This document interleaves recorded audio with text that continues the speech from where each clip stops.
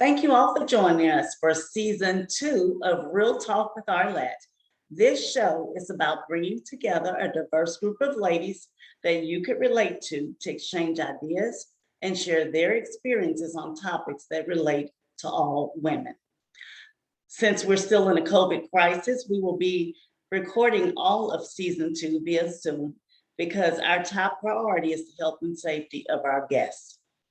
I've decided to dedicate my whole series to a subject that has really touched my life and impacted lives of many women within my circle.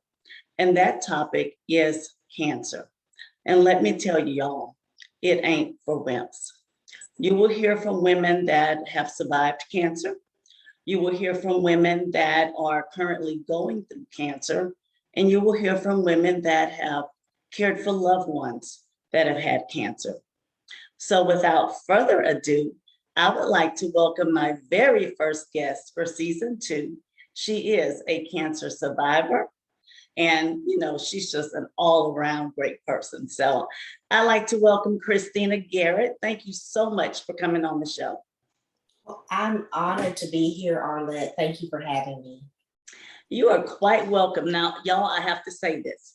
Let me preface by saying Christina wanted to share her story so bad that she decided that we would do this at 10 p.m. Central Standard Time. So she is very passionate about sharing her story. So we are looking forward to hearing everything that you have to say. So let's just jump right in, shall we? Sure. So, I've had a lot of women in my family and within my circle that have survived cancer. I've had some that have not survived cancer. So one thing that I do know is that cancer does not discriminate. It doesn't matter whether you're 12 or whether you're 92. So I would like to start by you sharing a little bit about how you discovered you had cancer. Well, I was 36 years old. I was in the shower one night and I started feeling on my breast, which is very unusual because I never did the monthly self breast exams that your gynecologist tells you to do. Right. So I call it a God thing because this particular night I started feeling on my breast and I noticed in my right breast that I had a lump. And I immediately had an uneasiness about that. And so I had gotten out of the shower. I told my husband about it. And he said, I want you to get that checked out immediately. And so I did. And after a mammogram, ultrasound, and a biopsy, I was diagnosed with invasive ductal carcinoma, which is the most common form of breast cancer among women. Okay, so you caught it fairly early because you acted fairly quickly.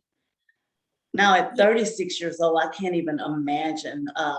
I know when my mother was diagnosed with breast cancer, they waited till the last minute to tell me. I don't handle things like that very well because most people, when you hear cancer, you think of a death sentence. So I automatically just thought that her life would be over. And she said, you need to get a grip. Just because I have cancer doesn't mean I'm going to die. So, cancer is not a death sentence anymore. Can you share with us at 36 years old, did you have any kids at that time? I know that you and your husband were probably still new in your marriage and you were probably just starting, to get into your career. How did that impact you at that point in your life? Well, yeah, I was 36. I had a 1-year-old, a 5-year-old. I was established in my career in human services.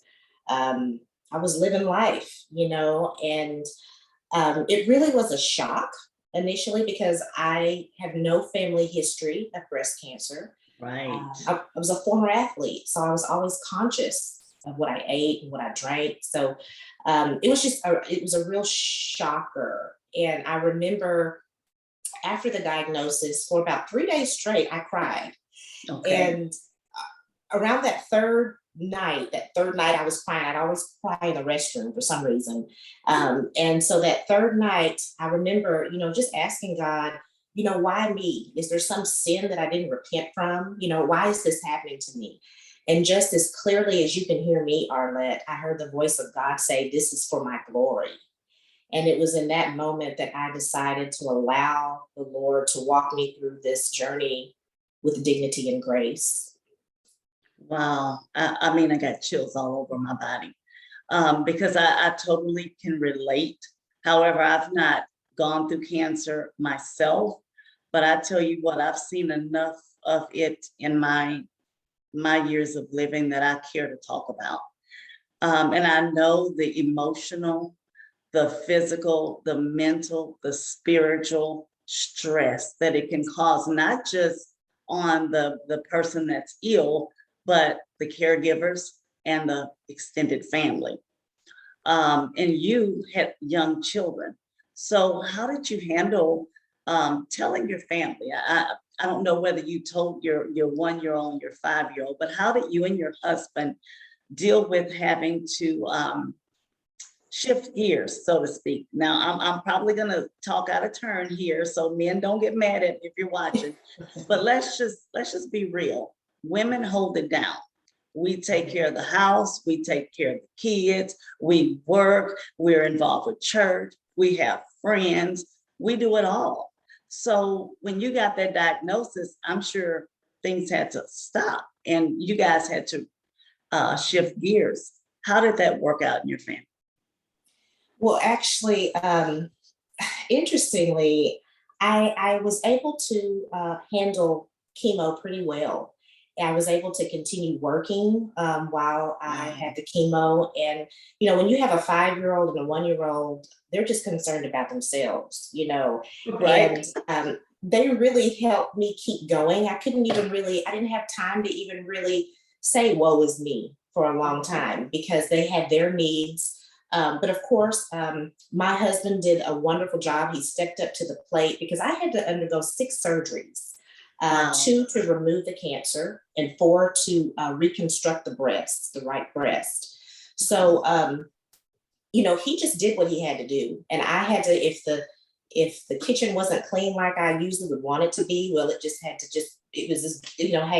he did the best he could. It's all good. I had to just, not be so anal about everything, Right. and let him do his part, and he did an amazing job. So he stepped up to the plate, and I had a strong support system with my parents, my in-laws. So I'm just very grateful.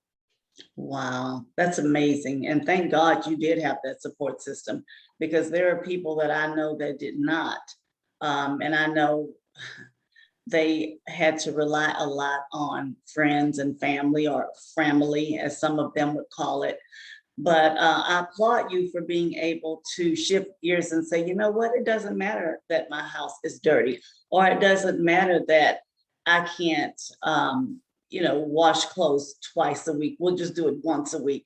None of that matters. So you were able to shift gears, reprioritize, and then you had a good support system. That's amazing. So I'm glad that you hit on you not having a family history. Why is it that you think, now I know a little bit, some of the things that you share with me, but let's talk a little bit about, why do you think God spared your life? Because I know you went through, and we'll talk a little bit about the grieving process, but I want to hear about you. You said that God spoke to you, and you said that he told you that you were doing this for his will. Yes. Can you elaborate on that? Have you asked any of that come to fruition yet? I should ask. Oh, yes.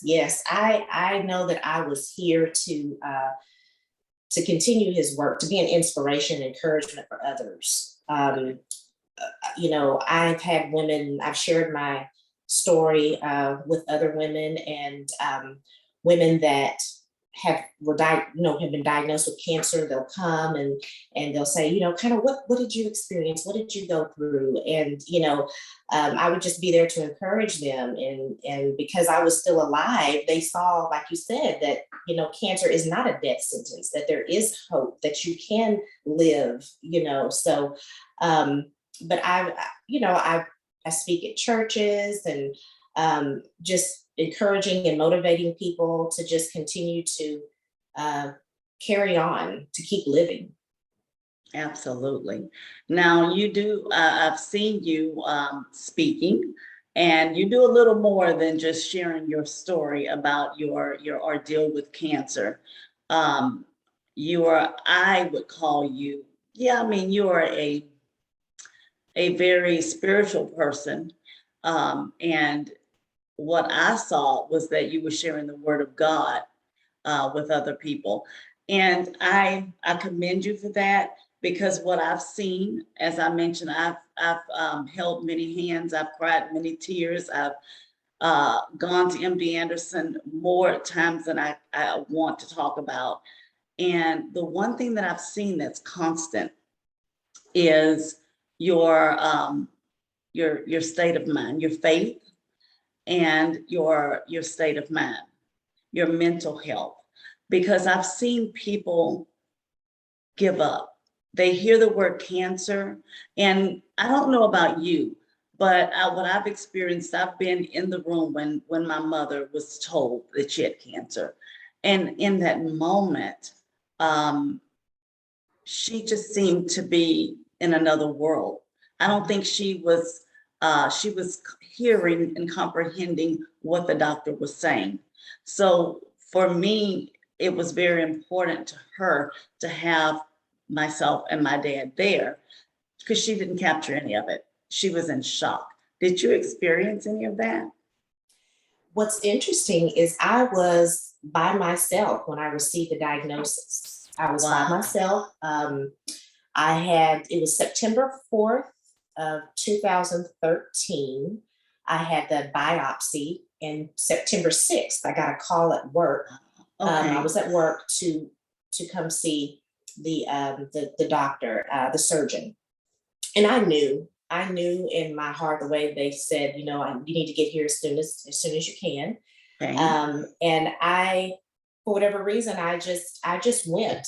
I didn't call my husband. It was me and the Lord. And the surgeon did say, you've got invasive ductal carcinoma.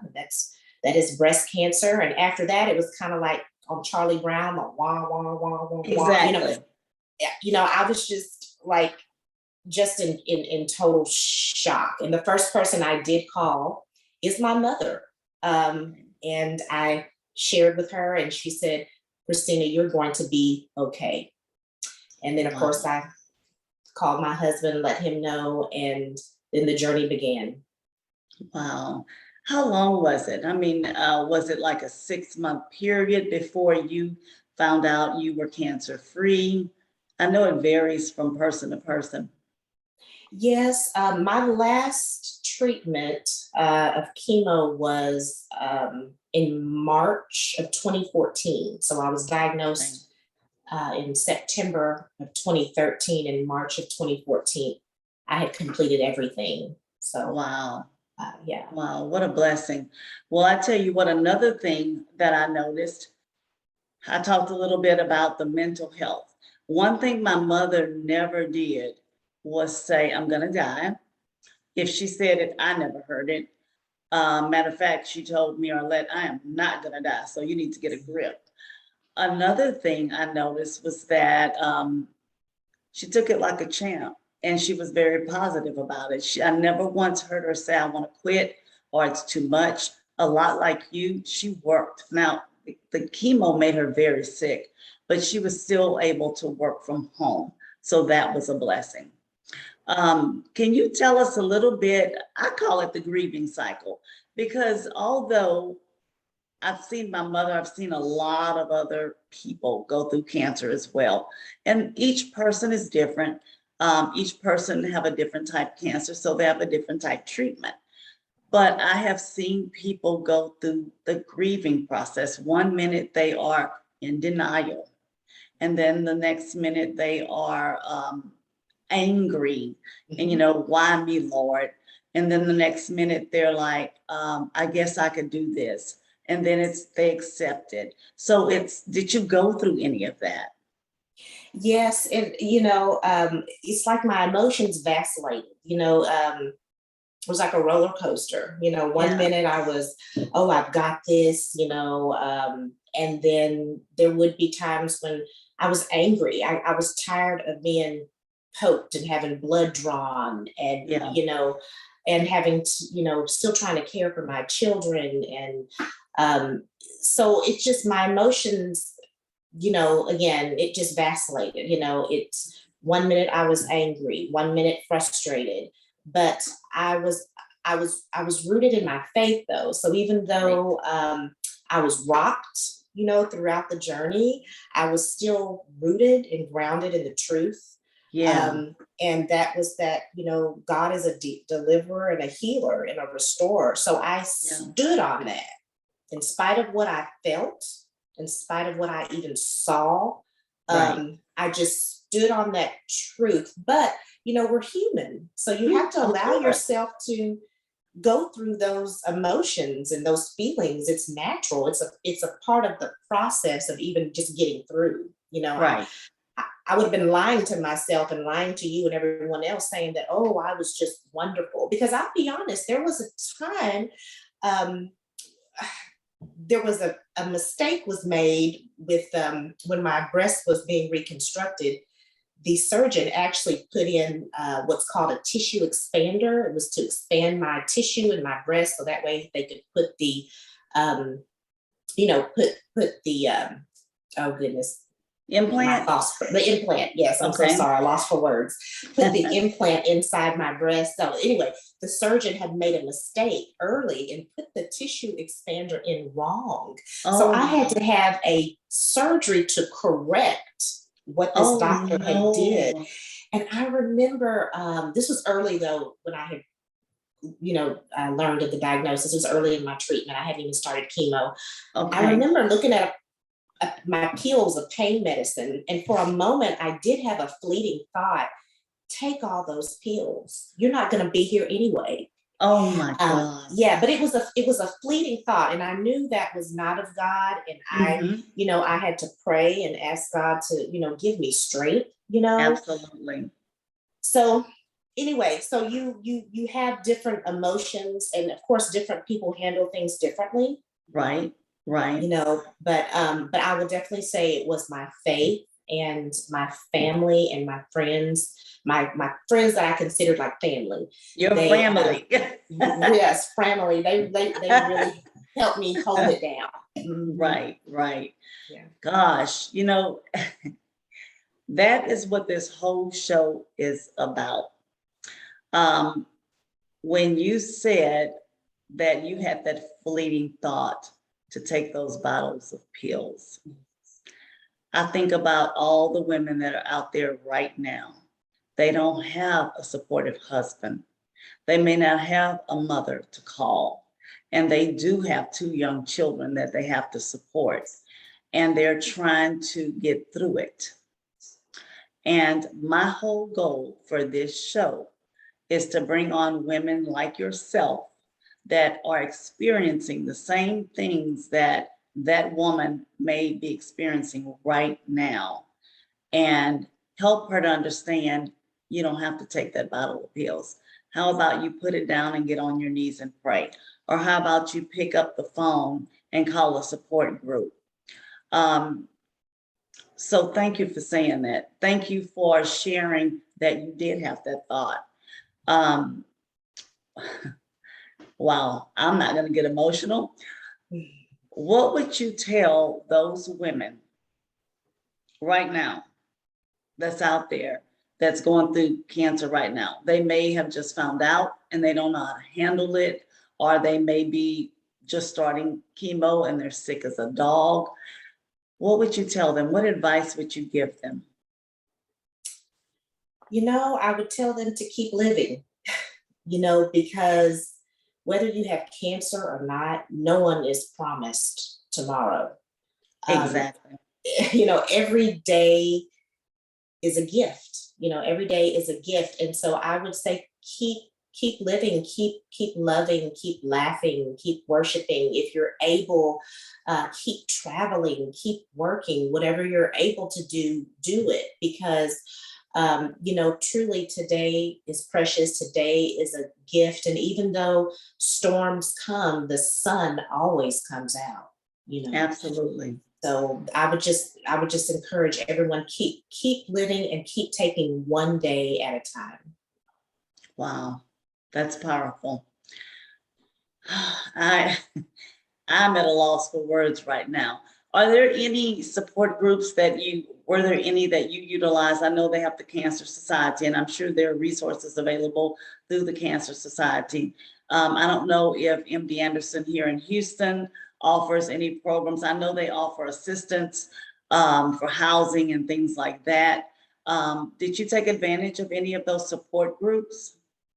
Honestly, I didn't. Like I said, I was fortunate, blessed to have a strong support system with my family.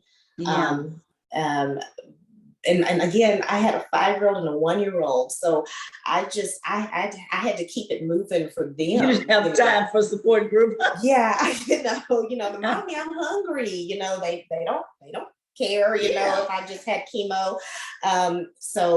But I didn't. But I know there's a lot of support groups that are out there. I know with the American Cancer Society, and I know a lot of churches. My church, I did have a group of women that were breast cancer survivors, and they ministered to other women. So but they are out there. They are certainly out there. It's just a Yeah, matter I of mean, getting connected. everybody has a phone, right? Google.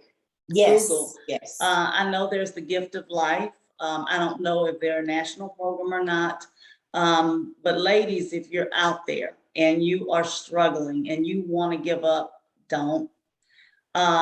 There, cancer is not a death sentence. Get help. Um, Young ladies in your 20s, 30s, do your self-breast exam. I'm bad at it too. Now, however, I'm at high risk because of my mother. I do go to the doctor regularly, but don't put it off, is what I'm hearing you say. Yes. It doesn't matter that you're 30. It doesn't matter that you're rich. It doesn't matter that you're an athlete. Cancer does not discriminate. So take charge of your health. And I'm talking about myself too. Mhm. So that's my advice. Is there anything else that you want to say before I close? No, I just thank you for this opportunity and using this platform to be able to reach women, to encourage them, inspire them to keep going on, because, you know, life throws so many curveballs at us. And, Right.